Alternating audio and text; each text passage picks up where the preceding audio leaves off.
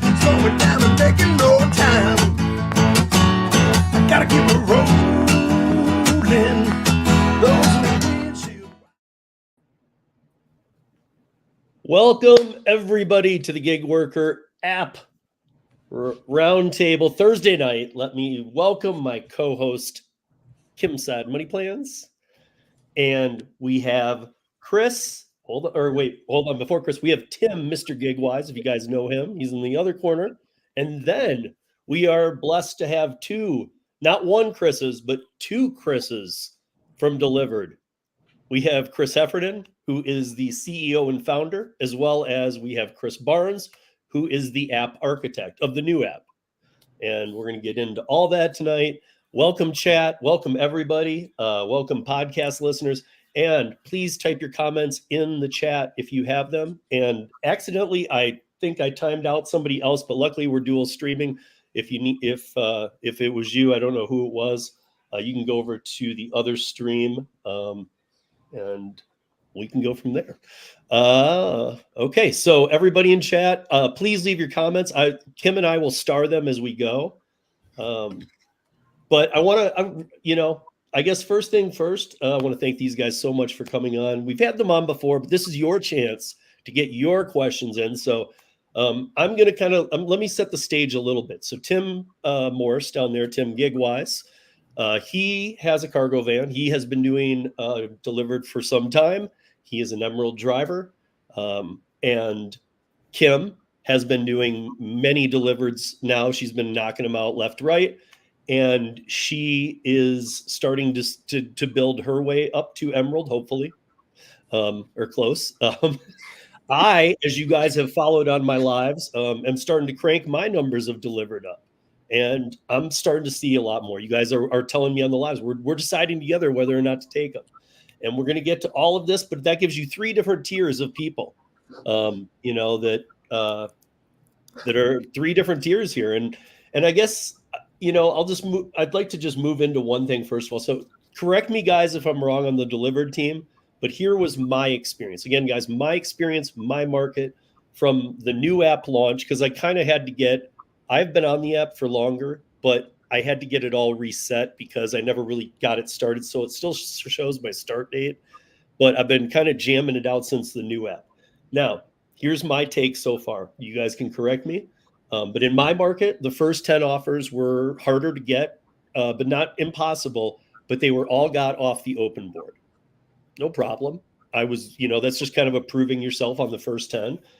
After 10, almost immediately, I started seeing more volume that was coming in at a certain time. And every day I'm getting, like Monday through Thursday, I'm seeing 2 to 5 different offers a day, and to accept or decline. And I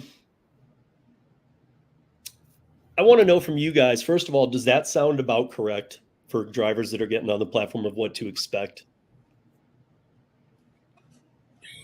Yeah, Steve, that's what really the first 10 orders are when you're getting the least amount of, you're tagged the least amount in our system. So the big difference with our system and other systems is it's not just sending orders because you're the closest driver, right? It's utilizing a rating system, and I wouldn't call it a rating system, a pairing system that's matching your skills, your vehicle, your bags, if you have a cart, how many orders you've taken, things like that. And you need orders to develop a reliability, right? So the more orders that you take once you get over that 10 threshold, that opens you up to more orders. So everybody wants to come on the platform. Everybody wants that big order, wants that big payday. I get it. But we're not just going to hand you a $200 earning on a $2,000 order for your first time. That doesn't make business sense, right? Mm-hmm. So no, the getting to that 10 is crucial. That usually triggers you to get some bags. If you have some bags, let us know. But the more the better. Well, and I'm going to get to the bags. We'll get to the bags thing too later, because I have questions on that as well. But I do want to know, so like, am I not going to see many more open boards now that I'm getting the influx of orders? No, open boards will still be there. We've made some new logic to put orders out there because, we heard from the drivers and it's every time we go to the open board, nothing is there. And because, we don't want to, fish with a net, we don't want to just throw orders out there and drivers claim them. We want to match them with the appropriate driver.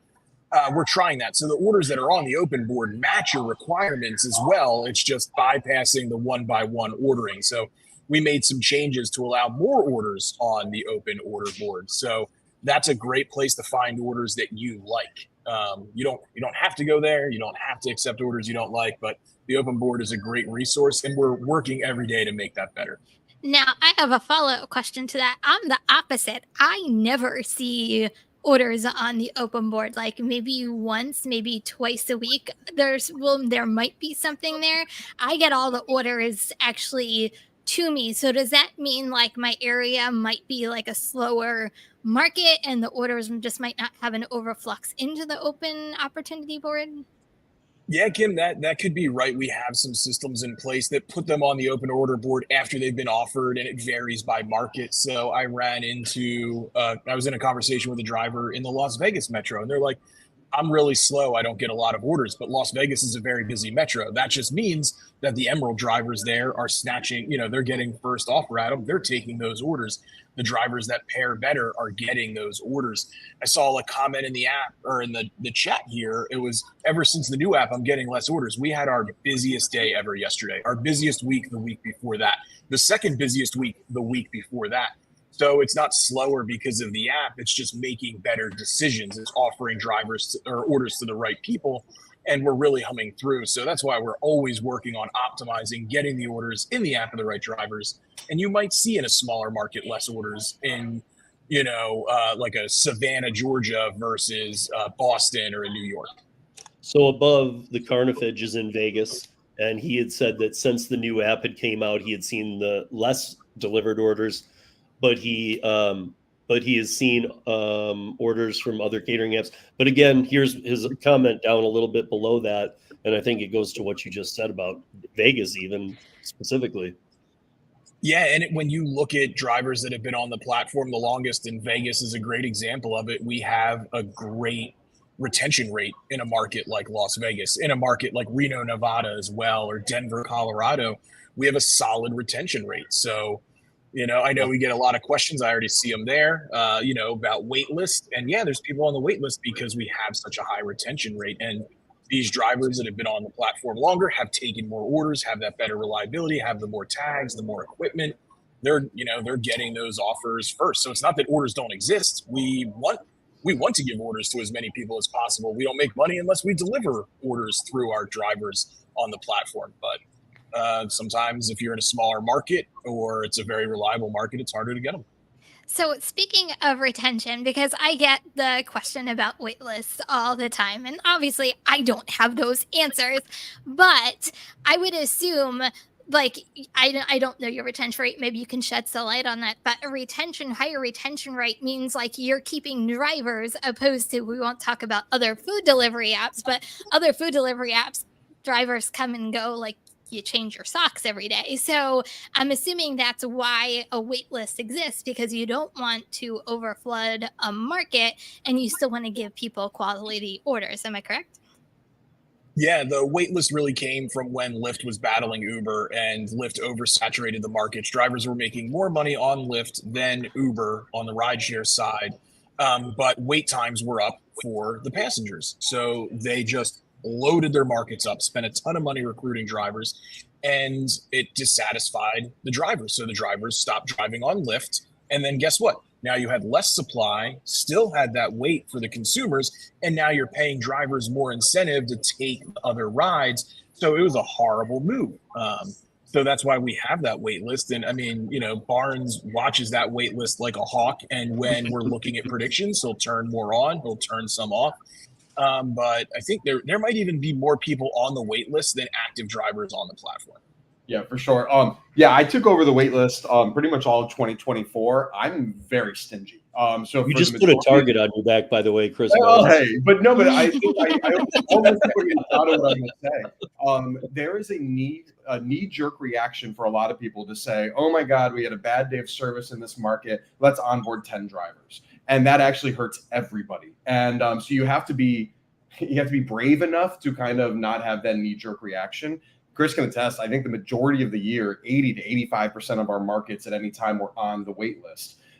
I've heard people say before that we're oversaturated or other ones are oversaturated. We gain nothing from being oversaturated. That causes trend, that causes people to leave, that causes us to have to spend a lot of in retention. So we really, we had a stat earlier, Chris, at our last Together week, where we were X% busier this year, but with 30 to 40% less total drivers. And I was so proud of that. The only thing I would say is going into September, like this is the busiest time of the year. We definitely onboarded a good chunk of drivers over the last 30 days. And I would say that was the most aggressive I've been all year. But also I think for good reason. I mean, we're coming into the season and now we've hit our quotas and we put a lot back onto the wait list. Yeah. And I'm in agreement with you guys. I mean, I told you guys this years ago when I was talking about Curry. You guys were telling me, and now that wait list is out of control, but it's a good thing because Curry is still a doable thing. So don't you want Dlivrd to be a doable thing in a year or 2 years? I mean, any of the apps that get out of control with not having a wait list instantly just become another app that follows the app trajectory. Honeymoon period, less offers for the drivers. And yes, and you hate it when you're on it, but you love it once you're off it. Like exactly. everybody, I don't want to say that people complain about the wait list, but like everybody who always asks about it, like wait, just like wait, it sucks, I know, but once you're in, you're gonna love it because that's gonna afford you the availability to get those orders. So every feature we make, every policy that we enact, or every change, really, for every 100 people that love it, 10 people hate it. So it's it's just a game of averages for us. Did you ever think about, I don't even know if any company's ever done this, about either sending out an email when somebody's getting closer on the wait list or letting them even see their placement somehow? Or is that even a thing? Or it should be, and honestly, Steve, it should be. But I'll tell you, getting this app off the ground has taken. I mean, I don't want to speak for Barnes, but like, I don't know if he's left that office that he's in very often as we're just trying to get this thing going. And I think you can see it in some of the changes and enhancements. Hopefully, people are really liking it. But no, we should do a better job at communicating people with letting them know. As much as we preach transparency, our wait list is not transparent, and it should be something. Well, but I mean, we know you're here. How do you have a transparent wait list? It's hard, but I think just letting somebody might see how far back they are and might take that the wrong way too. Like 326, maybe it moves quicker than they think. Maybe it's slower. Right. It might be. And I would never want to tell somebody like you should be off by November 15th, but then come November 15th, we can't get them off. So it is something we want to figure out for sure, and like not be specific with it to let people down, but let them know that they are important to us, and we are thinking of them, and they're not just like lost on some Excel sheet somewhere. Okay, so that kind of relates to, we have Miko here asking the question. She's in Orlando. She's been on it longer than 6 months. And I think we already just now answered that. The time length, 6 months, really has no bearing. It's just the market. Like it's the market. And Orlando's, I'm in Fort Lauderdale here. Orlando's a market I know well. For whatever reason, there are so many applicants in Orlando. So it's just one of these where there's markets like that, where unfortunately there's like so many people in very limited spots. And obviously, there's markets that's the opposite of it. But yeah, to your point, Steve, it's not necessarily a time frame. Unfortunately, there could be some markets you're on the wait list for a day. Other ones, it could be more of a year. It's really more how many drivers do we need in that market and how many are active right now. So that another thing, while we're here, I do want to ask you something for people, especially people coming up. I think people start to get a groove with it, but the importance of when an offer comes in. Because you guys, this is not a round robin system. When these offers come in, they are coming to, unless not open board. When an offer comes to is sent to you, you are given 5 minutes. If you're on the road, you're driving, you just can't get to it. You know it's going to time out after 5 minutes. What is again, it's an open-ended question, but I know that I always get in there and I decline it or accept it right away as fast as I can. But if I'm on the road or something, what is the damage I'm doing to my account or my standing or my offers I might receive by not getting to that in the 5 minutes? I mean, things happen, right? So it's a law of averages. So, and that's another important fact on those first 10 orders. It's probably more important to make sure that you're responding when you're new on the platform, to show that the more orders you have, the more grace you get with different things. So, if there's traffic and you're late to your pickup, not the end of the world. If there's traffic and you're late to every pickup, problem.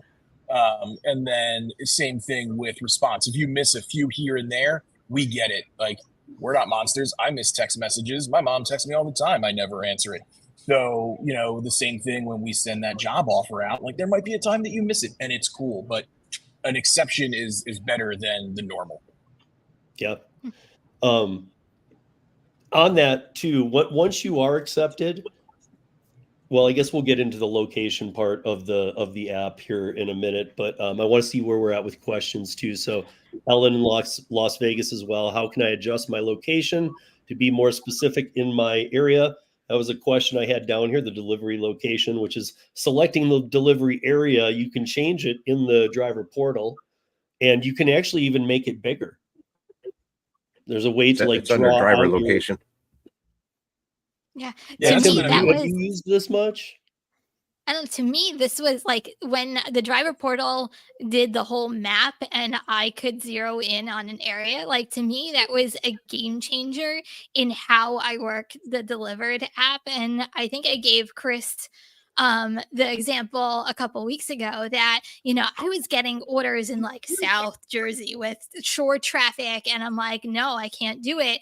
And then I changed it. And now, like, watch out, guys, I'm coming to Emerald because I've been taking every single order, and it's just the way that it's happened. So it was a game changer for how I work the app and how many orders I take. Yeah, So you expanded it a good amount, because just what it comes by default, at least for me in my market, was pretty big.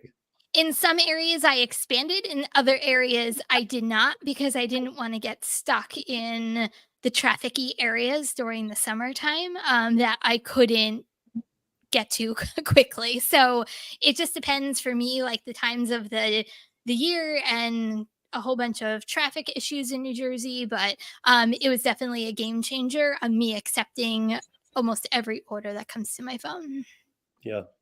Yeah, I appreciate that. So just to speak to that really quick, in the driver portal, there's a delivery location area. You can draw on the map the areas that you want orders. The general idea is that if you don't take orders on the north side of town, we're wasting time sending you orders on the north side of town. So we want to be more efficient. But I just want to say also thank you, Kim and Steve, so far in the compliments. But I think the funny thing for Chris and I is we're proud of the delivery location, but there's still so much more we want to do with that feature. We're proud of the new app, but there's so much more we can't wait to do. We're proud of the waitlist, but there's so much more we can do better. And I think that's one great thing about us. I don't think that we have it all figured out. We have great ideas, but we know that there's still so much more to do, and there's so much more that we can't wait to do to help our drivers. Yeah. Well, speaking of things to do with the app, can I just say one suggestion is before when you arrived somewhere, like you're at your restaurant, it would actually automatically do it for you that you arrived at the restaurant. And it throws me for a loop now, almost every single time, because I forget that I have it says that you're there, but you have to swipe too. And I always forget to swipe. So I'm so used to it automatically saying we're there, but now we have to say that we're there and we have to swipe. So I feel like it's doing double things at the same time. Yeah, and that wasn't necessarily our intention going into it. But again, the one thing about our app, and I'm so proud of it, but it really is still a baby, right? I mean, it is still in its most infant form, and we're going to be investing in it and growing in it. And just frankly, the GPS component is very difficult, because even though what you're saying is awesome, but if it gets it wrong and suddenly you're not at the location and it says that you're there, or kind of the negative side of that GPS jumping, there's a real ugly side to it. So Kim, we definitely agree with you, and really kind of having some robust automations based on GPS. There's a lot more we want to do, but I think you're going to see us layer that in after we kind of get the app on its legs a bit more, in terms of its kind of core functionality. There is a question from Thomas. Does my cart size affect orders? Can I become Emerald without having a big auto? So a couple different like questions in that. Yes, you absolutely can become Emerald even without a big auto. Being an Emerald gives you access to orders like faster, but it doesn't mean that you're eligible for every order. So I mean, if you're an Emerald because you grinded away forever, but you only have 2 hot bags and you're in a tiny car, you're going to get offers before others, but they're still going to be the offers that you are eligible for. So certainly you can still become eligible kind of regardless of your settings. But on the opposite end, if you have a large vehicle, you may actually be eligible for some orders that some Emeralds aren't. So, there's kind of like 2 different things like in play there. So I have a follow-up on that, and then I want to ask Tim a question. So Tim, get ready. But I want to follow up on that with so in the portal, in the vehicle and bag, you go through there, and obviously you guys already know our vehicles. We've already input it before we even got on the app. But it does have in there where you set your vehicle. You're going to say, do you have catering bags? Do you have a cart? And then it'll ask for pictures. And here's so this is an important question. Does a new person on the app get in there and say, yes, I have catering bags. No, I don't have a cart. Take a picture of the 3 they have as they're growing, or should they wait until they have 10 and a cart and leave it? Can you change it and modify it after you first upload? And do you guys want an upload of a small amount, even if it's just the honest amount? Yes. So first off, yeah, we want as many updates as possible. Every time that you make an adjustment in there, it creates a ticket, if you will, for somebody to review it and make any adjustments. So I would say never hold back. Always be honest, but always upload what you have. You can definitely change it at any time. And for new drivers, there are some restrictions. If you put in 10 bags and you're a brand new driver, you're not jumping ahead of people. I mean, there's still some right. You just have 10 bags and you're coming out. You might have been working another app. I'm talking about more for like the DoorDash large order catering people who maybe only had 2-3 bags and that died off a long time ago, and they're finding their way to Dlivrd now. And they're like, oh yeah, I remember that. Let's pull those bags back out. Should they take that picture, even though once they start getting some momentum with Dlivrd, that they now are going to up to 10 bags and a cart? Yeah, no, I would say do it. Because again, you can change it at any time. And my gosh, you'll drive me crazy. But you can upload a picture when you have 2 bags, and then 3 bags, and then 4 bags, and little by little, that will improve your profile. Okay, so again, I think this is just kind of an obvious to everybody: is fill out as much as you can on the driver portal. Yep. Yeah. So this is from Bubba Sue. Since the new app, my payments are delayed. Is this an issue with the app? I'm a really transparent guy. I could go on and on about like potential issues we've had, but this is not one of them. And the part where like I'd like please reach out to drive@Dlivrd, whoever asked that question, because we certainly want to help you. The app itself is kind of independent than the payment system. The payment, like the orders end up complete and then it goes off for payment. I've not heard that feedback yet. We would go nuts if that was going on, but obviously it's happened to at least one person. So please reach out to us so we can look into that. Yeah, I could only imagine the chat if that was happening to all the drivers right now. That would just be every thread. But yeah, if they email drive@dlivrd.io, that'll get into the team's end. It can get to the tech, and we want to make sure everybody's getting paid the right speed. That's why we're gig workers, and that's why we don't work at a traditional place, so we can get the money when we want the money. Which brings Bubba me Sue, do you? Hang on, I wanted to address that. Bubba Sue, do you mean delayed by later in the day or the next day? Because Monday was a holiday, so if it was you missed your Monday payment, that's everybody. Right. The banks were closed. No, I think she's been talking about this for a while, so I don't think it had to do anything with the holiday. At least, from what I know, I think it was maybe more. It's an every issue too. I don't know. I usually get the every email about 8:39 in the morning. Then pay usually goes in. I don't know. I don't pay attention, but about 3 or 4 in the afternoon, something like that. Which we need to figure it out if it's a real problem. Yeah, that's again. Like Bubba Sue's in my live when I'm doing Dlivrds and stuff, and so I didn't even know that was an issue with her, but I have not heard it from other people. So but she's always in there. So if she's saying Oh. it must be happening. She said it's not in her bank Oh. until the next day. Well, then email drive@dlivrd.io. Yeah, we would probably have to fold in every, because, you know, again, I it's always the worst when somebody says, well, it's only happening to you, but like that's not like an issue that we're aware of. But we would definitely want to fold in every, because it could be some combination of them with the bank. So Tim, you are an emerald. You are a cream of the crop picking the orders. You have a cargo van, and you're I wish I doing got pretty all the well picking the ones you want. You've been doing this for a while. Give me 2 positives and a negative about Dlivrd. Chris is like, watch what you say. 2 positives and negative. You could have warned me about this. I don't know. I like the company, I like the people. Negative. We'll I'd start like to with the get 3 to 4 positives. orders a day. I mean, I'd like to get more orders every day of the week, basically. That's the only negative I really have.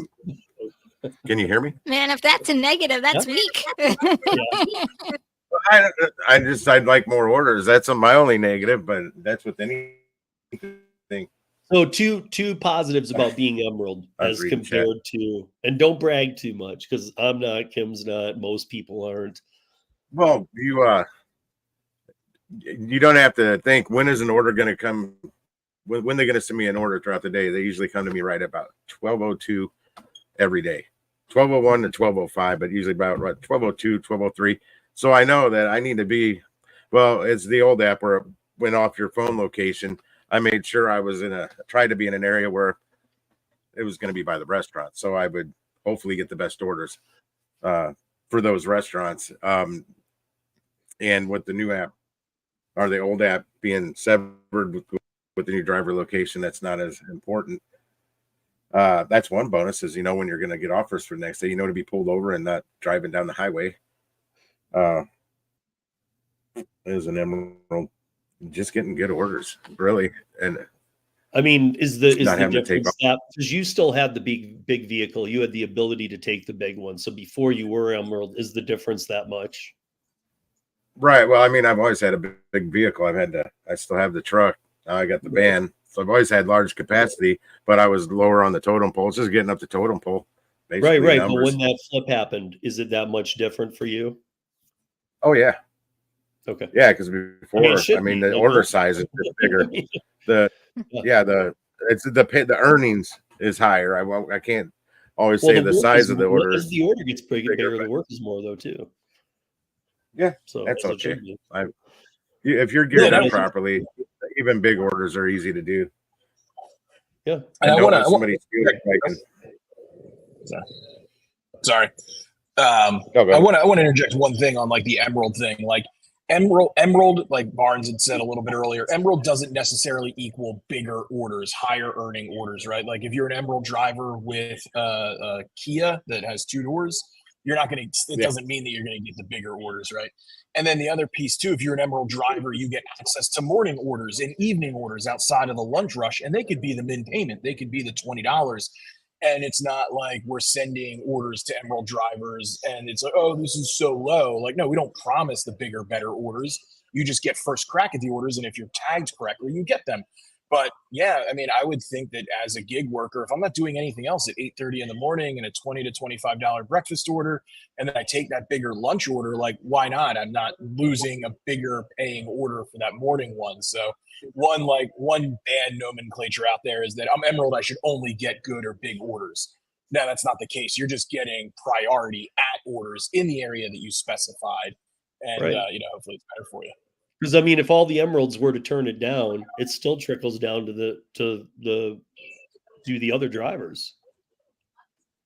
It's not like you go, oh, none of the emeralds took it, just get rid of that order. Like you still got to get it taken out. You can trust me, even being an emerald, Frederick still sends me a good share of the smaller earning orders by far. Yeah. If they're close and if they work with my schedule, or what I've already got going on, I take them, no problem. For tomorrow, he sent me one for $30. It was gonna shoot, probably be over an hour and a half drive time to do that order at 5:35 in the morning. And I'm like, no, no, it takes a little more for me to get up that basically 2:30 in the morning to go do an order at 5:30. So, but that's a sad one. Pass it on to somebody else. Before Kim jumps in on a question here, I do want to know about this. So the preferred availability. Again, guys, these are all things in the driver portal. In the new app, you should, if you're not on the app yet, it's dlivrd.io.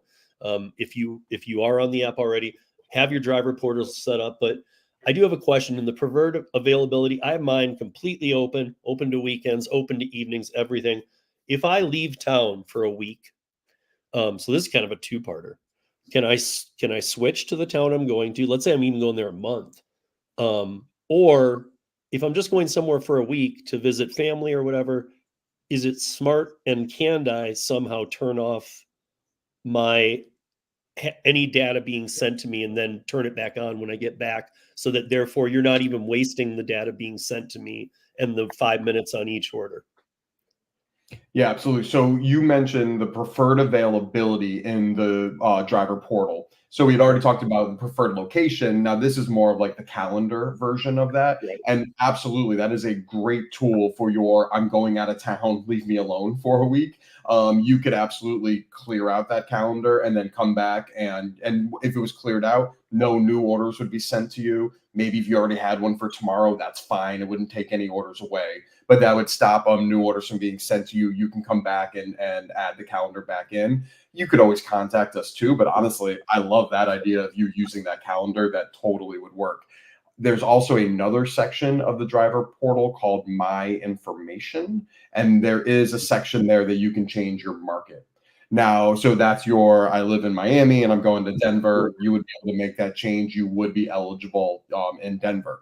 Now, one thing that, again, I got to giggle, like Chris and we just got out of a meeting where we talked about everything we want to do basically in the next 2 years. So it's like, we still want to fix everything. I would love it that like you just drove to Denver and the system knew it, and you drove to Miami and it knew it, and it all followed you. I think, we still are trying to improve things, but yes, the driver portal, you have those options right there.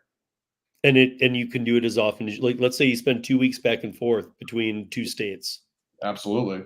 You can switch it every 2 weeks. There's no harm, no foul. Is it favorable to take that time off then if you're going to be gone?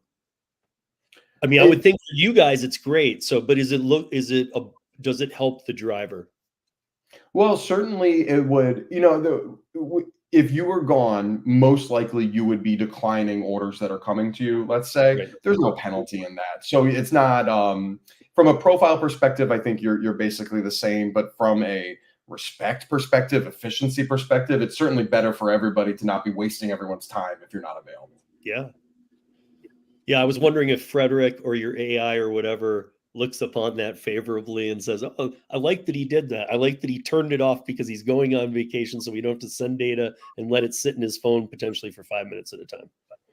And there's definitely, Chris, like a lot of this is what we're building toward. Again, I keep almost repeating myself, but our auto assigner, I love it, but there's still a lot more we want to do. And there's a lot, we talked before about live location and different things, but ultimately an auto assigner is at its best, that the drivers that perform the best on the platform, have the best access to it. And we definitely are building toward really leveraging items like that in terms of, not letting orders time out and doing those things in the app to really set everybody up for success. Yeah. I wanted to put up Gig in here and say that he's in Minneapolis. Is there a point where having your area is set too wide? I have mine set to 3/4 of Minneapolis Metro and rarely receive orders besides foods by. I'd say it's dealer's choice. If you are somebody who arguably would take an order anywhere in your market, then yeah, you could keep it wide. But if you really know, hey, I'm never going to accept orders in this area, it definitely is better for you to keep it smaller. And some markets are way bigger than others too. So I think there's a geography component. But is there a point for having the area set wide? If you want orders wide, then that would be the point of it. And I would say that to that also that, Gigan, if you're not if you're not getting as many orders, then expand the zone. You can still decline them, but you might want to see them. I don't know. It's not like a DoorDash order. Like, you're not going across town to do a $2 no tip. You know, you're going to see it. And, this is a rough one, because I think I know, you're getting a little bit of timeout here if you need to do this. And that depends. That depends, Tim. Like, if you give ample notice, if you accept the order at 3:00 in the afternoon and the order's at 11 and before 7 a.m., you're telling us that you can't go, it's fine. It's really when it's under that 2-hour notice, like 4 hours and less, is when we start to evaluate, like, it starts to impact the driver and their availability to get more orders. Really, the crunch time is when we send that confirmation text and the answer is no, or no answer at all, and then it's insert generic reason here, right? And we get it, things happen, but at the end of the day, we have customers, those customers have customers, and think about how many orders you're able to just take last minute within the hour that could be across town, and that's how hard it is to get that order placed. So the more notice, the better is definitely the answer for for that. And we do have some cool stuff coming, because the app is a lot better now, and you'll see some new enhancements on how to handle your confirmations and how to handle requests to send orders back and stuff coming in soon versions. Quick thing on that. I would just opinion. I don't know. Obviously they get taken quickly, but if one does get rejected and it's sent out, or it's put into the open board, on the open board, you guys might want to just at least look into putting a little badge. What is it? A badge avatar or whatever that would say 1 or 2. You know what I mean? Kind of like on top of the app, showing that there's 2 open boards in there right now. Oh, so it's just right there. Yeah. Yeah. Oh, like a little, like your email app says how many unread emails are there, something like that. Yeah. I mean, it would tell somebody like Kim, who says there's never an open board, it would let her know when there is, and it would let her know, oh wait, that might have just been a dropped one too. And you can see things coming too, like not committing to it, or like that it's been an idea, but with the full control over we have of this new app, you can see a push notification, like an orders hit the open board that you qualify for. So, there's so many things that we can do. Like Barnes said, this app is a baby. It's in its infancy. And we had drivers like Tim, who's been using the new app for months before, it was rolled out to the other, like the rest of the fleet.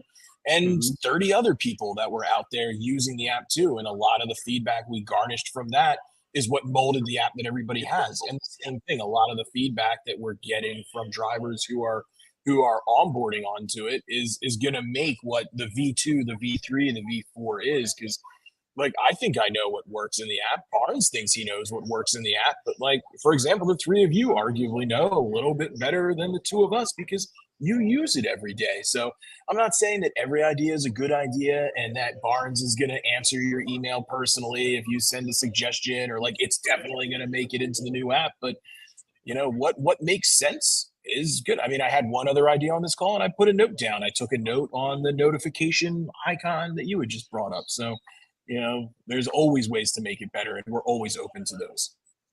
So I actually have a question. I actually semi-know this, but I wanted to get your take on it. So the other day, waited at a restaurant because they didn't even know they had a catering order and had to wait 30 minutes, 40 minutes, something like that. And I got compensated, which is fantastic. You're one of the very rare companies that do that. But on the opposite end, I'm on my way to a restaurant half hour away and just started my drive, and I get a notification that they pushed my order back another half hour. So I'm not going to turn around and go back. Like, I'm still heading towards the restaurant. But I actually didn't know this until I called support. I said, hey, I know I get compensated for wait times, but do I get compensated if a restaurant pushes back? Because I'm technically still waiting. And they said, no. And the reason why I asked this is because now it's delaying me from, my later time, because I go right into food delivery and Instacart after lunch. So now I'm even delayed a half hour that way from making money. So I don't know whether I know a lot of this stuff comes right out of your pockets and bottom lines. It's a disconnect from a driver's perspective when like that happens. And I know it doesn't happen very often. Yeah, that's a very fringe scenario because typically and I think like maybe like the restaurant knows they're going to get charged for wait time, or they're trying to scam, or they think they're doing like a better service than they're actually doing. So, I mean, if you remember or can find that order ID, if you send it to me, if you email me that, I would totally dig into that. And in a fringe scenario like that, I mean, me personally, I think like you should have been compensated from the wait time that it was originally done. We shouldn't be letting restaurants update their time. Some integration partners, they can just do it. Other ones, we don't let them do it. So, there's so many things that it could have been, but you're right, Kim. Like a lot of times, like mileage, like for the longest time, we paid extra for deliveries over 10 miles, but customers didn't pay us until it was over 15 miles. It came out of our pocket, but it was the right thing to do. Some clients that we deliver for are like our original contracts. When I sold them, when I was the only salesperson, I didn't sell wait time, but I don't want to tell a driver like you get wait time at customer 1, but not wait time at customer 2. No, we just pay it and we just eat that. If an order has too low of what we find is like an earning threshold, like we'll put some money behind it again out of our pocket because it all works out in the end for us, quantity of orders, and it's better for the drivers. But I'd love to look into that for you. Yeah, the thing is, and not funny thing, but the thing is when the great thing about Dlivrd is you plan out your day, right? The day before exactly, I know I'm going to do either an Instacart or I'm going to do food delivery before I do a Dlivrd, and then I'm going to do a Dlivrd, and then I'm going to go back to doing Instacart food delivery in order to like piece my day together. So when something kind of goes out of whack, it throws off the rest of the day out of whack from making the money that I need to make as a driver. Yeah, no, I totally agree with you. And we love being that like core part of a gig worker's day, right? Like I don't sit here and guarantee that you can make enough money on this platform daily to, pay all your bills or do whatever with it. But we do want to offer those high quality earnings and be the concrete of the day and do exactly that. Some food delivery in the morning, or maybe some Rideshare, some caterings at lunch on our platform, and then pop over and do Instacart or other apps. Like, because that's the beauty of the gig world. Yeah. And again, I know we've talked about this every time I've had Chris on and whatnot, but again, if you guys are not real familiar with Dlivrd, 100% transparent to you guys. And that's something is almost a must with me. But so Ellen in Vegas is saying, do the $20 orders mean the customer didn't tip? Yes and no, right? It means that they could have tipped and they could have tipped the $10. But our API and most of our clients now have minimum tip language in their contracts. And the customer could have tipped $5 on that order and the system brought it to 10, or they could have tipped 10, or they could have tipped 0. There's really no way to tell. We had toyed around with in the past showing that, but then it just seems too, like, I don't know, like too braggy from us. Like, oh, well, the customer didn't do it, so we did it for you. Oh, we're so great. And it would also, I think, could lead to like a poor customer experience. Like, well, you didn't even tip me as you're setting up the order or something. So there's no way to really know. But so I'm looking at Ceci's comments here. She's in New York. I believe Queens. Correct me if I'm wrong, Ceci. Bronx. Or not Queens. Yeah, Bronx. Sorry. So she's saying that how do I cancel an order? We already brought that up a little bit. But then she's saying here, I just did my first Dlivrd today. Awesome. And it was canceled, but I still got paid. Okay. So that's cool. But then I was going down to, okay. And now she has 2 for tomorrow. So I'm a little confused on the first part about the canceling that. If I go back to this one, because I think like we went through, that can be a slap. But I think now I'm wondering if you had it canceled on you. yeah, I mean, with notice, you can cancel, like I said, over 4 hours, and then we do pay if the restaurant cancels the order under 1 hour to pickup time. We call it like a pickup attempt, so you get paid a fee to because you would block that time to do that order. And then if you get to a restaurant and the order cancels, like because they're like, I didn't get it, I can't prepare it, the restaurant's closed, whatever outside of your control as the driver, you get paid for that order. So, and those don't go against your ratings because we still view them as a completed order. In our system, it shows that the pickup is canceled, but the delivery is successful to still allow payment and to still keep those metrics on the driver's account. Yeah. So Chris Taylor is in Mesa, Arizona. Chris, I don't know why you're not on Dlivrd yet. I mean, really, like, you're always in our lives. You're definitely a hard gig worker. We know that. You should absolutely be on the Dlivrd app. He's talking about restaurants that he services, though, are shocked that he has so many bags, catering bags. You guys are, I'm guessing, are in Mesa. Mesa's a big enough area. Yeah, it's a sub of Phoenix for us. Like Phoenix is really like 5 little mini markets, like each area, like around it. But I'm guessing no, you have decent business in Phoenix. Yeah, Phoenix is a top market. I'd argue. I don't know, Barnes top 10, top 15, something like that. You know, Wow. Top 10 for sure.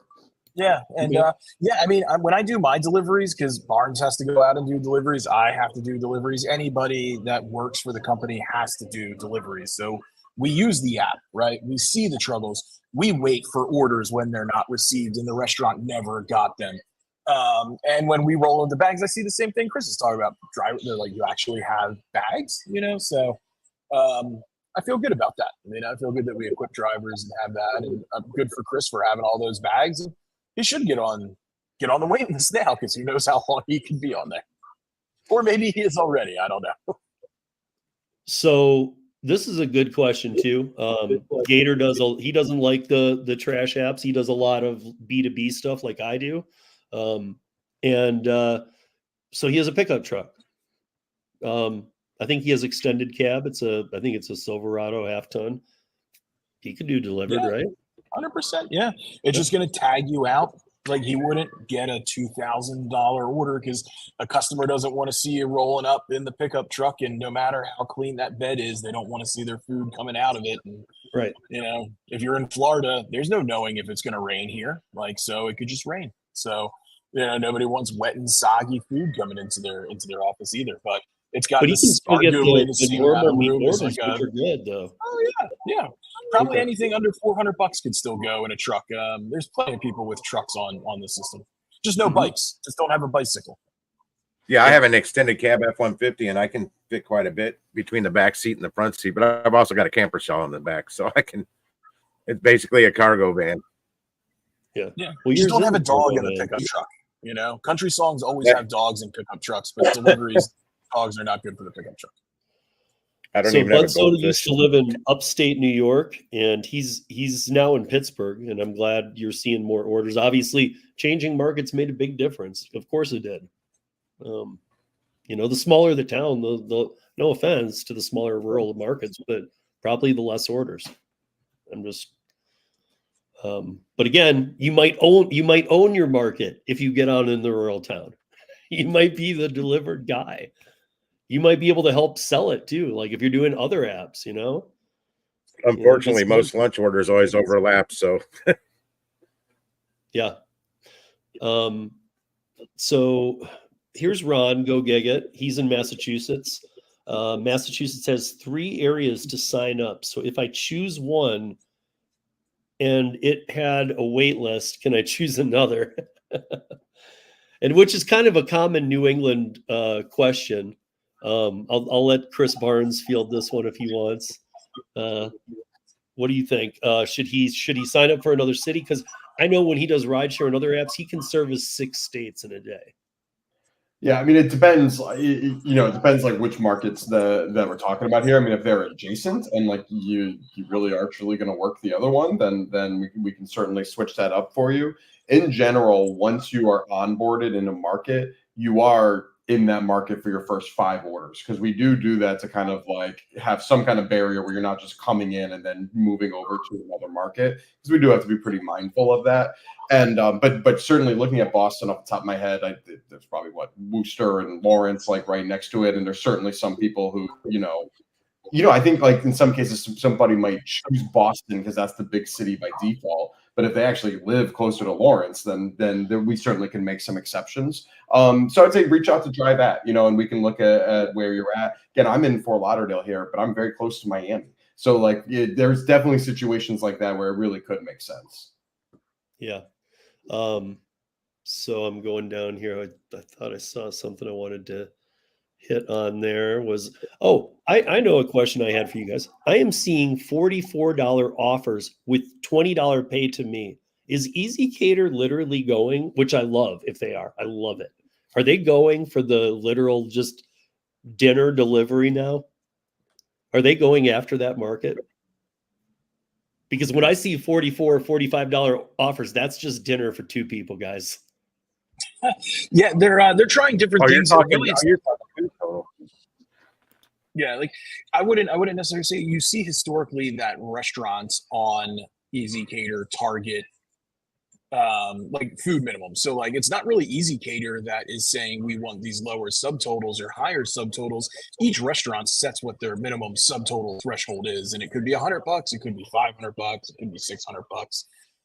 But a lot of restaurants are obviously looking to get orders into their kitchen and into their money into their register. So they're lowering those orders. But the plus side there is if you deliver $44 at a minimum tip threshold of $20 earning, or you deliver $150, it's still minimum $20 earning. So hey, one bag of food, take it. I guess let's put this up. I'm not really sure if this even applies. Account blocked, inactive, or inactivated without a response. And here's one thing I got to say. I got to question this a bit because I've worked not only directly with the team, but like they are very responsive. The bots are responsive. The people are responsive. You can get people on the phone. This isn't the normal app. So I just off the top of my head, I'm thinking there might be more to that. There's a little, so it's funny. I saw that comment and I was looking up Darren's account too. And Darren, I want to apologize. You did reach out say a week ago with no response yet. So first off, like that's true. Chris, to call it out, Darren's in Norfolk, Virginia. That's a market that I don't want to get too deep into it, but we've had some issues with Easy Cater that really affected volume. So Darren, I'll tell you, looking at your account, you were frozen for inactivity. And unfortunately, really outside of your control, we just really have stopped getting markets in that area. It's a very unique situation. I'm going to reach back out to you. I'm looking at your account now. So first off, again, Steve, I appreciate you kind of like giving me a little wiggle room, but for sure, Darren reached out 7 days ago with no response, including more today. But Darren, yours is a very unique situation where I'd say, and to some degree, you're a bit of a victim of circumstance. But I'll reach out to you.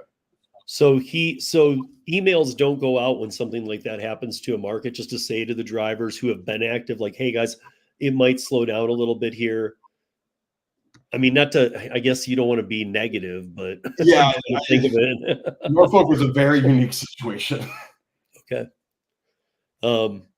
Yeah. So he's saying thanks and gotcha. And all right. Yeah. And Darren, for what it's worth, I swear your profile was on my screen like before Steve threw your question up. Yeah. So I guess the one other thing I had to create an LLC. Who is this targeted for? And because this is something that's big with me, Chris Heffernan, you know this. I'm all about independent contractorship. I'm all about knowing your rights, and you guys are transparent. You do all the things that I really like. So who is this for? Those people might obviously pick up on it, but also, are there a lot of potential drivers who should know anything about this because it might be helpful to them? Yeah, I mean, we have tools and resources to learn about LLC creation. We have a partner in Locked In, and they provide a lot of resource for that as well. Yeah, I mean, any person who earns their money outside of a traditional W-2 should be an LLC. It protects you on so many different things. Insurance-wise, you're better off. Taxes, especially as like a delivery driver in this world, like now you can write off more of your car payment, your fuel. You stop and get a sandwich in the morning while you're on a delivery. That's a business meal, and you can write off half of that sandwich. And it's better that way. At the end of the year, instead of owing taxes, and I'm not an accountant, so please don't take this as tax advice, like non-attorney spokesperson. You can, if you record a loss at the end of the year because you spent more money than to make your money, including paying yourself, then you don't have to, you might not have to pay, as much in taxes or taxes at all. So there's a reason that everybody that has money is an LLC, right? or some kind of business. There's just so many advantages to it. It's worth it. So if you're working 2, 3, 4 gig apps, get that money pushed into an LLC, get a Mercury or some other digital bank account, and push those funds in there, and obviously consult your accountant if you have one, or consult an attorney if you want to go that far. But it's something that we love, and for us, like, full transparency, it's better for us. It solidifies that you guys are all independent contractors and that you are businesses that we work with. Every app that a driver uses that isn't Dlivrd proves the model that you're independent contractors and not employees, and gives you that freedom to accept or decline orders and not be burned if you decline them. I have to say, I'm like, maybe I should do that. I mean, Kim's Side Money Planner should be an LLC. I keep putting it off, and I'm like, okay, maybe this is like my kick in the butt that I need to actually go. Well, that's why, that's the genius of this. I didn't want to dwell on it too long, but I really liked that they put it in here, because again, I talk about it all the time. You guys are already independent contractors. I mean, look into it. Being an LLC I can't speak for your state, but it can cost less than $100. I mean, PA, it's $149 filing fee with the Secretary of State, and exactly. Boom, there you go. Yeah, and I mean, and again, if you're multi-apping, and especially if, like, outside of the app-based gig platform world, you're doing other work, you should absolutely be looking into this. That's where I was going with. I'm like, But so I haven't even played with that, Chris. Is that helpful in setting it up? Or is it just helpful in integrating your LLC? I mean, we have resources for both. We have resources to help you learn and potentially do it. And then on the every side, there's resources to help you, get that set. And it really works the same, right? We have drivers on the platform that are, LLCs. And instead of like their every account saying, instead of it saying Kim, it would say Kim's, Side Money Hustle LLC, and then bam, like that's just where the payments go. And there's so many advantages to it. I mean, a simple Google, Google, are there advantages to me as an independent contractor having an LLC? And you'll see all kinds of resources and reasons why. It's great. So would the answer to anybody want to get this one? Would the answer to this one just be Emerald? I mean, no. Or can a place actually prefer you, and then do you stand outside of Emerald? You don't stand outside of Emerald in a sense. It's its own kind of thing. So if a restaurant or even a customer, like the end person who receives the order, is like, hey, I really love Chris Taylor and I want him to do all my deliveries, as long as it gets communicated to us, we have a preferred driver list. So we tell Frederick, hey, Chris Taylor is the preferred driver for the Applebee's on Fake Street. And when an order comes in, as long as the tags match, so like, again, if Chris is driving a Mini Cooper, it's not going to send him that $2,000 order, even if he's the preferred driver. And then same for that customer. If that customer says, hey, I really want this, when a delivery going to 123 Main Street comes in, it's going to get offered, to Chris first, as long as he matches those tags. And then we also have a diverted driver. So there's times where restaurants are like, I didn't like this driver, or the driver didn't like the restaurant. And it's not something that it's worth like getting booted from the app for, as far as like maybe you cursed out a restaurant or you cursed out one of our call center workers. But it's just a personality disagreement to avoid conflict. And later we may, divert a driver from a pickup or from a delivery location. So can I just tell Frederick that I want to be the preferred driver?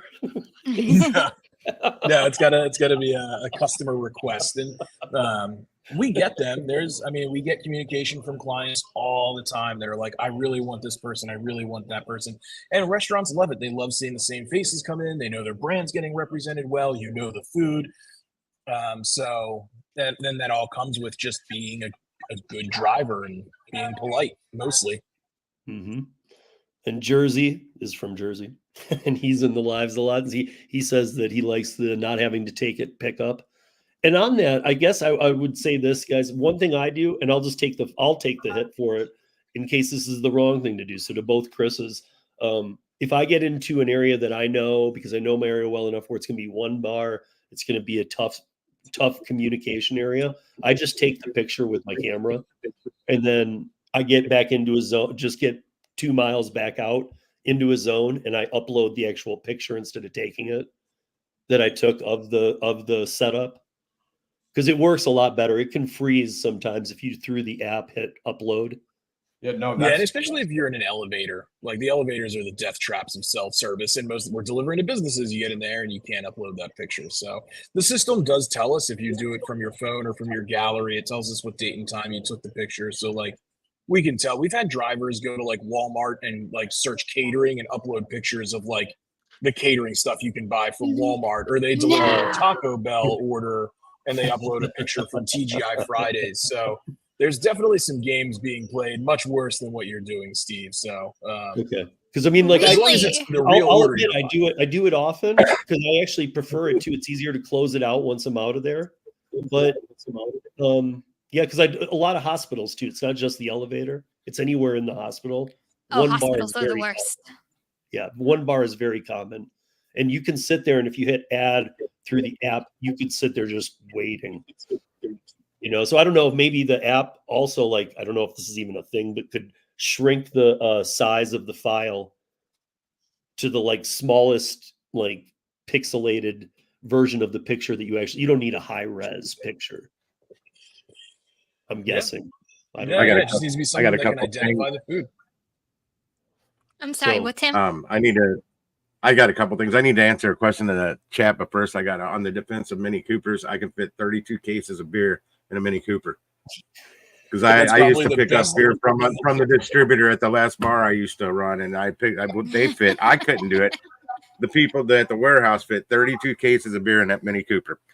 And for Ellen, yes, I do still see $20 offers. In fact, I took one for $24.93 yesterday. It's usually not the first offer I get from Frederick, but if it just $24.93, $20, it all adds up. Yeah. Agreed. If it makes sense, if you're not going to have to drive 40 miles to pick up a $20 offer, if you can just work it into where you're at. Yeah, I did one for basically $25 yesterday. Yeah. So let's see. Thank you, Ron, for saying that. I think that a lot of people need to hear all this, because also the new app is awesome. If you guys were on Dlivrd a while ago and you've kind of like moved to, we all pivot as we need to the apps, and maybe you got away from it and it was the old app, get back on the new app, because the new app is night and day. And I'm not just saying that because Chris Barnes is on the show tonight. I would have said if it sucked too. So.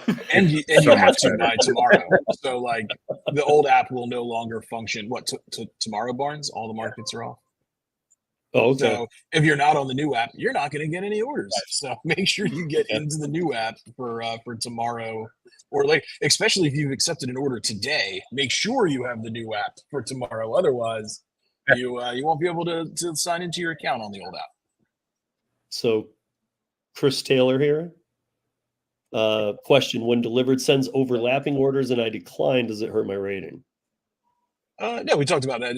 Declining is fine. It's just if you don't accept that response, that lack of responsiveness.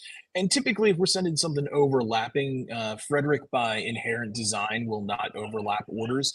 So that's a human evaluating the order, saying like, all right, you're close enough to this pickup, or you're delivering close enough to the pickup to snag both of those. And typically in a situation like that, if we're manually assigning you that order, if you're late to one of them or whatever, then we kind of back that out of the equation, because you're probably taking that order that someone bailed on under an hour, because of whatever reason. So Capital 1212. I'm not sure where you're from, but Dlivrd is the best player in the game. Proud to be part of it. So glad to have you in here. Do you guys have any like future plans that you can share that might be in the works, or is it just like all top secret? I mean, that means they do. That means they do. They're just not going to say it. Well, and it's funny because like I just hate committing to things when we don't have like set timelines, right? There's nothing worse than saying like this is coming, right?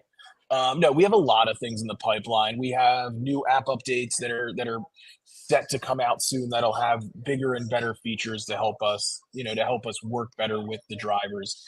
we're working on things to make pay even faster, and get the money for your deliveries in your metaphorical pockets, quicker and better.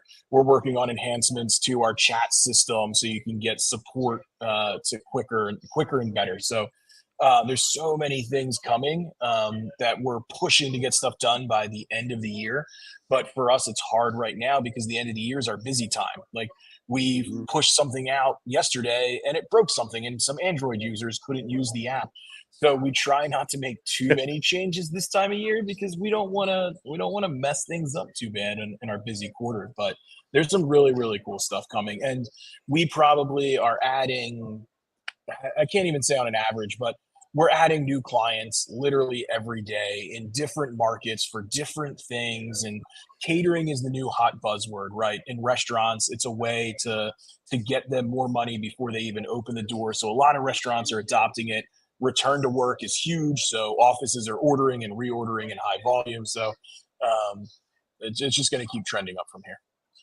Yeah, So it's about like, so one thing with Chris real quick, like we're kind of laughing because we were talking about things we want to do a year from now, and that's where it's almost like where do we begin? But some really short, like we're gonna have dark mode in the app. Again, I'm like Chris, I don't want to overpromise, but I'd say by the end of next week. I mean, Tim already has it on his test app that he's using for us. yeah, and actually that was just asked, in fact. Yeah, I see a lot of people like it's so fun.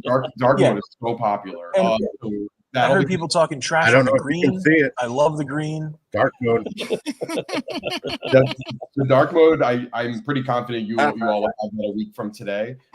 We already mentioned some other ones that are coming soon that I'm confident enough to say at least in the next 2 or 3 weeks. The ability to release an order that you've already accepted as long as there's still like enough time for us. That'd probably be about a 4-hour gap. You would be able to do that from the app. The ability to confirm the order in the apps. You don't have to wait for the text and have the stress of, I only have enough time to confirm that text message. If for whatever reason you missed that text message to confirm it, you'd be able to reclaim the order right from the app as well. So those are just some that, like, again, I think realistically the goal for each one of those I said is to be out by the end of the month. So if you reclaim an order, does it still like count against you for missing the order?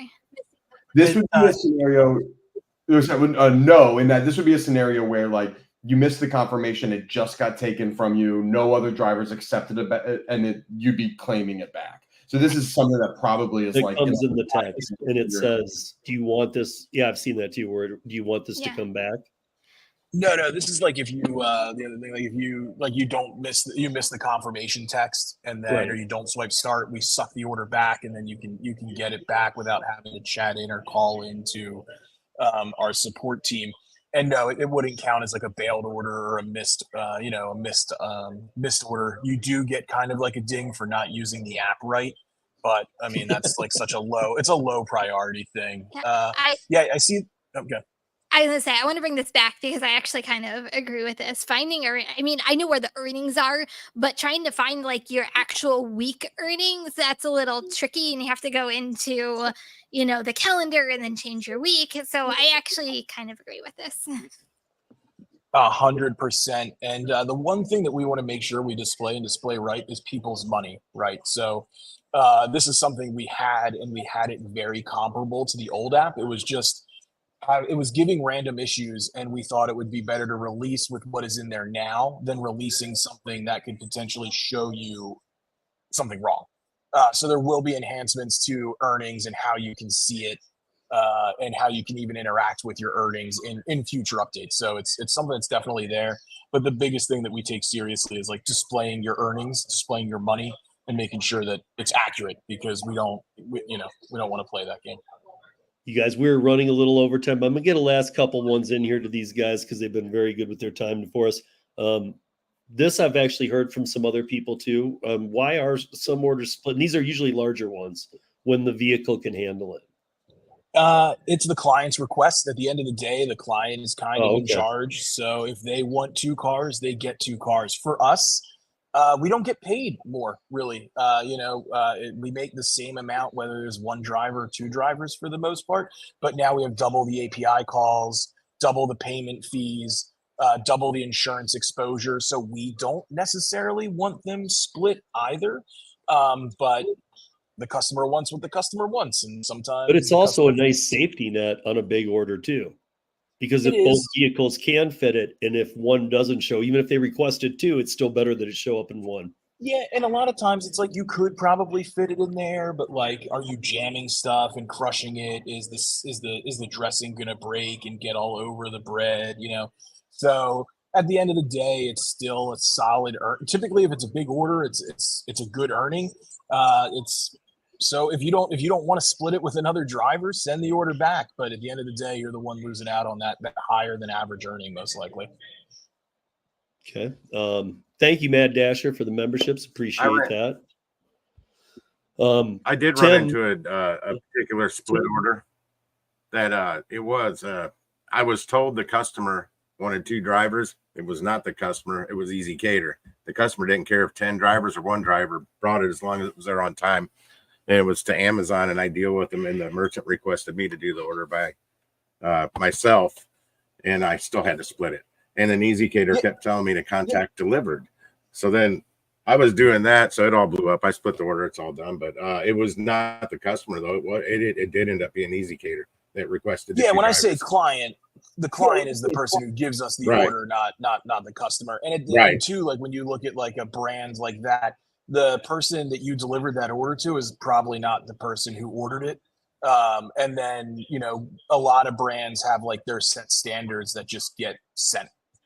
So like if Amazon might say over $2,000, always send two drivers. And it does, like, that's just their business rules. You know, I'm looking at, I don't know where it is in here. I lost track. Oh, right here, merchandise thoughts. But I'm going to give you guys like a shout out real quick on like your own merchandise store. I see a lot of people asking questions about bags and how many bags I need. I guess I was looking to update my bags because some of them get gross after a while. And I went and I'm like, okay, I'll just order more from Dlivrd.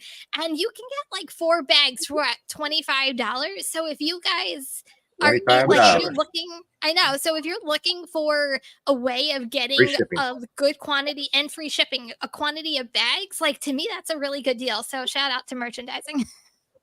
Yeah, and we have some new stuff coming soon with like a new store that'll have like different shirts and swag and cups and, you know, different things that if you want to, you know, you want to rep the brand, you can. We'll have city specific shirts. So like if you're in Denver, there's going to be a Denver Dlivrd shirt. If you're, you know, and you're in Philly, there will be a Philly, you know, specific shirt. So we have that coming probably, I'll say like sometime in the first quarter of next year, ideally. But yeah, bags aren't a profit center for us. We buy so many at once that we get a really, really good deal on them. And basically what it costs for us to put them in a box, ship them to you is what that cost is. So we don't need to make money on that. We're making money on deliveries. So can I get a Jersey Girl Dlivrd shirt? I'm just kidding. I do get a lot of people asking me about the catering bags. If you guys could ever get basically your basic bag, the 1 4 for $25, but with Velcro instead of zippers. Yeah, I see that right here. Jersey's wanting that. He's saying that we want the blue it is in the chat. You're talking to the wrong company if you want blue delivery bags. Yeah, I was gonna say it's not the wrong company. No, not blue. No, just Velcro. Just Velcro. No, and it looks like, thank you, board. It looks like she put the link in there for the catering bags. Remember, guys, I even have a green wagon now. And you do get a package from Dlivrd too. Yeah. That will up your game a bit. Will there be a New Jersey town hall anytime soon? I don't know. I mean, that's marketing department. I don't really touch that, but I know we're going to do something in like New York, I think, coming up sometime in the beginning of the year. So right north of Jersey, but just the easiest way there is like keep an eye out on like the emails and the social media and soon push notifications. So we can, you know, let you know when we're doing different experiences in your market. You know, we're also trying to expand that and try and connect with drivers in different ways than just sending orders and being a way to make money. We want to actually like, you know, connect and learn about feedback and all that fun stuff and do it in a different way than through text or through email. Yeah, I think everybody just had fun. I know a couple of people who went to the the Dave & Buster's when you guys were in New Jersey. What was it, last year? And they just had tons of fun. So I get questions about that a lot. So to Chris Barnes, as we wind this up, I got a question. If you could give the masses like one FAQ answer to a very common question, what would it be so that it takes a little headache off you? God, that's a good one. I mean, I hate to say it, but the number one FAQ question that we get is like, what's my username? And so, if you're having that question, you'll know your username. Yeah, know your username. I mean, that is the big one. But I mean, I guess like the general like FAQ question is like, is this it? Like, is this app in the final form? And the answer is no, like far from it. Like we have intentions to improve every piece of it. And then I think, the other like general question that we always get is that we want more orders, and something that you all don't really see firsthand. But as much time as we've spent into this app, we're spending a lot of time on our direct client technology as well.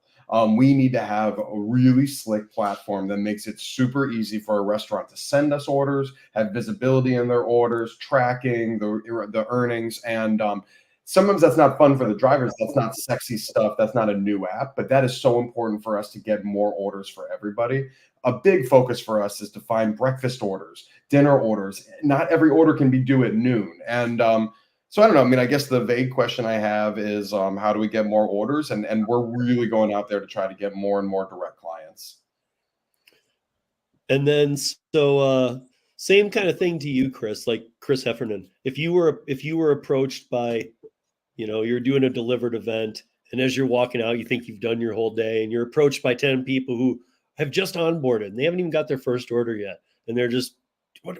Hey, and I want more, and I'm going to be here, and what do I do? And like, what's the calming effect, and what are your words of wisdom about chill, wait? You have to work for it a bit, but Yeah, I mean, it's the age-old saying: anything worth getting is worth waiting, or whatever, something like that. I guess it's not that great of a saying if I can't remember it. But at the end of the day, yeah, like I said earlier, like we're not just going to hand a $2,000 order over to a brand new driver on the platform. Like we need to work together and do it. And there might be an app that you can go and get on the platform and get a big order right away, and awesome, right? But we're working on building an extraordinary service for our clients and an extraordinary platform for our drivers. And with that, it takes time. And you'll appreciate how the orders are dispersed the longer you're on the platform and the more orders you take, because we have that loyalty to the drivers that have done it. So does it suck being on the wait list? Yes. Does it suck being a new driver sometimes? Yeah. But you got to put the dues in and take the orders, just like Tim did, right? Just like you're doing now, Steve. And you'll see the offers get better, and you'll see that we're putting a lot into the technology. So I'm a Philadelphia guy, and we have the Sixers, and they have trust the process, right? So TTP. So I guess my words of wisdom would be trust the process. If it didn't work, Tim wouldn't be an Emerald driver and talking with me on this roundtable, right? Like we would just churn out drivers and they'd be on the platform for a month or two and then go. But, we're working to build a reputable business, and we need to make sure we have reputable partners. So TTP. And we know it took a lot for Tim to jump ships because he's a big DoorDash lover. So, oh God, Tim might be my favorite. The biggest DoorDash hater I've ever met, which is, I love it. I'm lobbying to get at $32.50 an hour after active, whatever you call it on DoorDash. The earn by time, I pay $32.50 an hour. Yeah. So guys, I really appreciate it. Any final words from either of you guys? Or I think we covered a lot. The one thing that, guys, we didn't get into is the Emerald, and I didn't want to really hit on that because we've talked about it before. And like, there's an app, you can go into the driver portal and see like questions, videos, things of that nature on what it takes. Cause it's like a math formula. You're going to have to read some things to actually understand how it works, and what it'll take to get there. But I looked at it. It does describe it. It says what you're going to need to do. So it says how it's determined. So just get in there and like Kim's doing, just hustle, just take them all. The one thing I say, and talking about spokane orders. The one thing I always tell, I get a lot of questions from new drivers on Dlivrd and, just drivers in general. The more you work it, the better the app becomes and the more that it produces for you as a driver. So take order. The only thing I can say, and I feel like that's like a lot on a lot of apps, but take orders and make it work for you, and that's the key to success. It looks like Adam Brown kind of agreed with you, Chris, in another way. Well, yeah, he agreed with the statement being a statement, but we'll see if it worked this year. Likely not, but fingers crossed. I can Chris say on your Barnes, journey, it was a horrible, horrible thing. Any final words from you? New drivers on the wait list. I've said this for years. Patience, guys. Again, Chris has said it 3 times on this podcast alone. Chris Heffernan has that. When you get off it, you'll be glad it's there. When you're on it, it sucks. We all get it. Yeah, and the part about when you're off it and it's there is huge when you're off it, because it's what allows good offers to come. If you just open the gates, the good offers go away. And like they said, also, the other thing is there's driver retention. We don't see that on a lot of apps. So people love the app. So, you're not going to get a bunch of people jumping ship. So you're going to have to wait. But also, as they grow a market, even a big market, and you might think, well, I'm in a big city. Well, how far back am I? As they get another client, that opens up the opportunity for more drivers. So I don't know if there's anything that down the road, maybe something they're looking at, that maybe us drivers could have the ability to pitch sales. Yeah. For me, I'm all the time in B2B places that are warehouses picking up curries when I'm not doing Dlivrd stuff, that I could be giving out, first time discount cards to or something, because they can't get out of there often, and it's a whole warehouse full of people. So, separate conversation, but there's no such thing as a stupid question, right? So if a driver has a question, they go home tonight and say, oh my God, I should have asked this during the chat or whatever, how would they contact Dlivrd? It depends. If it's like an imperative question or something about an order, they can text into the support line and someone will get back to them within a reasonable amount of time. There's the hello or drive at dlivrd.io. They could shoot something there. But for the most part, if they go into the driver portal, there is likely an answer to their question in that FAQ. They could self-service it. So, a couple options there.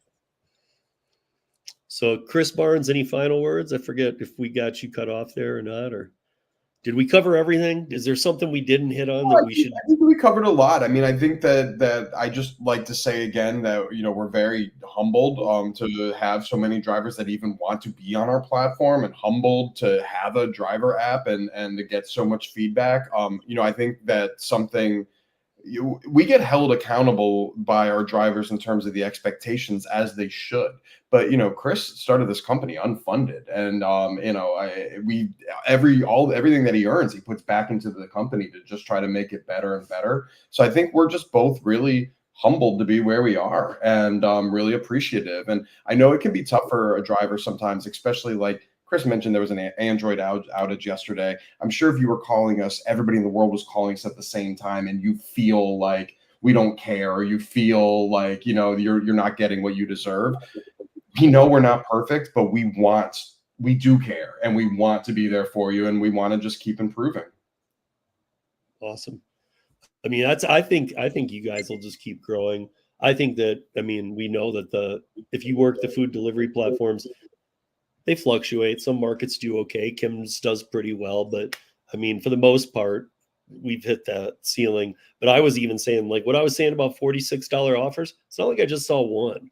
I've seen a couple under 70 on Dlivrd, and that's telling me a lot. That's telling me that people are going to Easy Cater or things like that and ordering their lunch for 2 people on there instead of using DoorDash or Uber Eats, which is awesome. If Easy Cater can handle it, great. So I ran into a customer, Steve, that said it's on their back end, it's easier to order everything from one through one company, like Easy Cater. So sometimes they Mhm. may have a big $700 order. That particular delivery was 2 large Papa John's pizzas. That was $39.99, 98 cents food total. That's why I asked her, do you know a trick that I don't to get cheaper Papa John's delivered? No, it's not cheaper, but it's easier for the book work. Before I sign us off here, Tim, I forgot to follow up with you. When you did the order, I forgot to even ask this. When you did the Easy Cater order, where it was supposed to be 2 drivers, it was just one. They were happy to have it just be you. Did you approach them and say, hey, make me your preferred driver? No, well, no, the merchant, I was there 4 days earlier doing an order. He asked if I was delivering the one on Friday. I said, I have no idea. I didn't know anything about it. I'm like, you can call and ask if I can deliver it. I'd like to do it. I can do it by myself. Hell, I got 20 of the 26 bags already in my van for this order because other driver wasn't there yet. But the owner just kept bringing out bags. I'm like, oh, there's another driver coming. They need to take half of this, and now they're only taking 6 of the 26 bags. So they Right, but I'm saying, put like, in even if that did end up going that way, and he was like, well, that's not needed. Isn't that a time, the Chris's can correct me here, but isn't that a time he could have approached them and said, make me preferred? Or would that still not trump the coming in of an Easy Cater order requesting 2 cars? Wherever right. the customer would I send was it just going to Easy and then Easy to us. But yeah, if he gets asked to be that preferred driver, he would get offered orders from that place. Maybe not the next giant they one. sent it to me. Yeah, it was originally I was the only driver. I think that's a great ending comment because Kim and I always have a sign off. Kim has a sign off she's used for a long time. That's her merchandise says kindness is always free. And Thomas is always he's at all these roundtables. So thank you, Thomas, too. But that's a wrap for the week, folks. Hope you guys got something major out of this. Again, Dlivrd, DLIVRD.io for those of you listening on the audio podcast side. Most likely you'll be in a waiting list, but maybe not. Maybe it'll go quick. Let's give major props to both Chris's from Dlivrd for joining us tonight. Not just the golf clap, but the real clap. Thank you, everyone, for joining us tonight or on the replay or on the audio podcast. And until next Thursday, be safe, earn smart, and Kim? Kindness is always free. Kindness is always free. Thank you, guys. She a wiper, slapping out